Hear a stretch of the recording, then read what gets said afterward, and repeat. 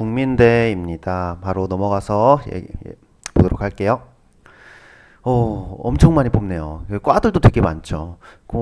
이렇게 뭐 과들이 많은 학교들이 많지는 않아요. 대부분 뭐 디자인 학부 통째로 뽑다던가 아니면 시각 디자인, 공업 디자인 이렇게 거의 두 과로만 나눠서 뽑는다던가 아니면은 뭐 공예과까지 해가지고 특히 뭐 시각, 산업, 공예 이런 식으로 많이 뽑는데 몇몇의 학교들이 있죠. 홍익대, 국민대, 건국대 같은 학교들은 이렇게 디자인과에서도 전공을 좀 세분화 시켜가지고 선발부터 세분화된 학생들을 뽑고 있습니다. 이렇게 34명, 32명, 뭐 23명 등등등 뽑는데 이게 매년 조금씩 인원이 달라지는 게 한두 명 플러스 마이너스 한두 명 달라지긴 하고요. 올해 AI 디자인과가 새로 신설이 됐죠. 그래서 총 뽑는 인원을 보면은 265명 정도 이렇게 뽑고 있습니다. 엄청 많이 뽑는 거죠. 그러니까 국민대가 괜히 디자인이 유명한 게 아니에요. 바로 뽑는 방법으로 보도록 할게요. 먼저 수시가 있긴 해요. 근데 수시가 있는데 보시는 것처럼 선발 인원이 되게 적어요. 이번에 이제 신설된 AI 디자인 그리고 그다음에 시각 디자인에서는 좀 그래도 많이 뽑는 편인데요. AI 디자인이 이과랑 좀 같이 통합을 해서 나온 느낌이기 때문에 성적을 좀 많이 뽑는 것 같기도 합니다. 학생부 종합이 있어요. 학생부 종합은 말 그대로 서류랑 성적이 들어가는 부분인데요. 서류 100, 3배수로 뽑고요. 2단계에서는 그 1단계의 성적 70% 그리고 면접 30%가 들어갑니다. 그리고 수시에서 국민대가 예전부터 요 수상 실적 전형이라고 하죠. 이 미술 조형 특기자 전형인데 인원을 과마다 조금씩 뽑아요. 그러니까 되게 실기를 잘하는 학생을 뽑겠다 이런 의도인 거고요. 먼저 1단계가 입상 성적 100% 6배수로 뽑고요. 2단계에서 1단계 성적 40 그리고 면접 45 학생부 교과 15% 이렇게 뽑고 있습니다. 대학교에서 주최하는 이제 특선 이상이면은 지원을 보통 해볼 만한데요. 동상 이상 학생들이 1단계를 보통 통과를 합니다. 최저학력 기준이 있어요. 디자인과 생활기록부 과목 중에 2등급 이내 과목 3개 이상 미술조형 특기자 부분에 해당되는 내용입니다. 그리고 가장 학생들을 많이 뽑는 전형 정시 전형이에요. 과마다 20명대 이렇게 24, 29, 25, 28 이렇게 뽑고 있고요. 조금 복잡해요. 과마다 좀 복잡한데 한번 말씀드려볼게요. 1단계에서 먼저 학생부 교과 30, 수능 70을 봅니다. 정시에서 보통 교과 이렇게 보는 학교가 없거든요. 국민대가 거의 유일해요. 학생부 교과 30%나 들어가는데 실질 반영률을 따지고 보면은 이제 10%대이긴 해요. 그러니까 1등급이랑 9등급이 있어도 9등급에서 기본 점수가 주어지기 때문에 뭐 실질 반영 점수라는 게 존재하는 거고요. 3배수로 먼저 뽑습니다. 수능을 일단 되게 잘 봐야겠죠. 그리고 1단계 보통 합격하는 학생 성적이 4등급대 이상 3등급에 4등급대 학생들이 1단계를 합격을 했었습니다. 2단계 보면은 1단계 성적이 60%나 반영이 되고요. 실기가 30%, 마지막으로 면접 10%. 이 면접은 이 실기 내용을 바탕으로 한 어떤 대화를 하는 그런 내용들입니다.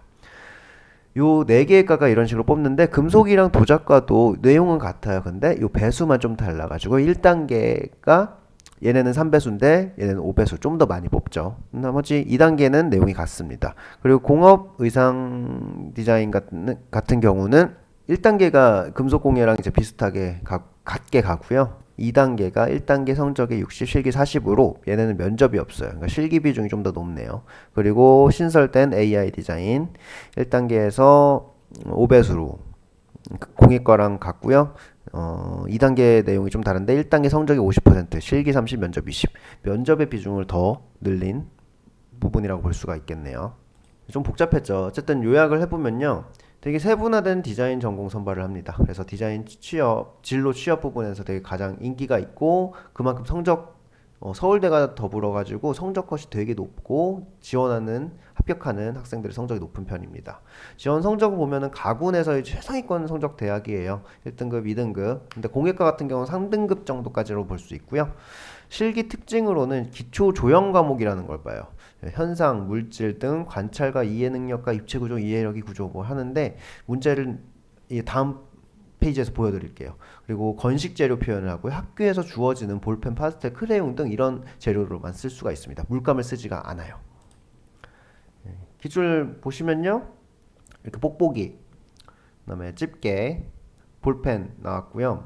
문제가 긴장감을 표현하시였어요.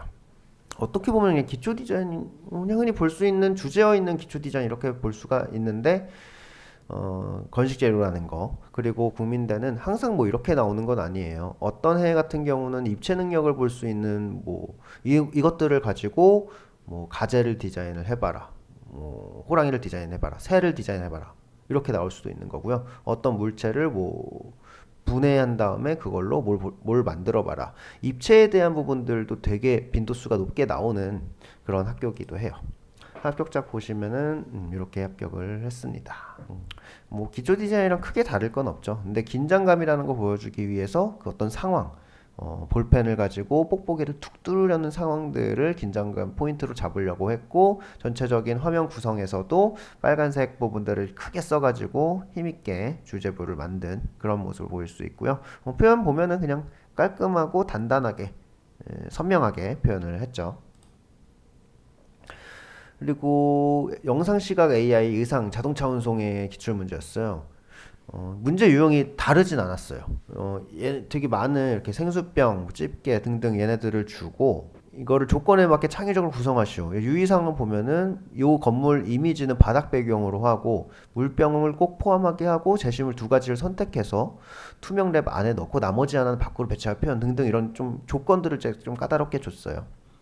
물병 제외한 두 가지는 5개까지 들을 수가 있다. 뭐 물병은 실제 크기 비율 유지, 물은 생수병 안에만 그릴 것, 바깥으로 표현하지 말 것, 크레올라 겉표지는 그리지 말 것, 연필깎이 연필은 표현하지 말 것 등등의 어떤 세부적인 조건들도 껴줬고요. 합격작 바로 보시면요.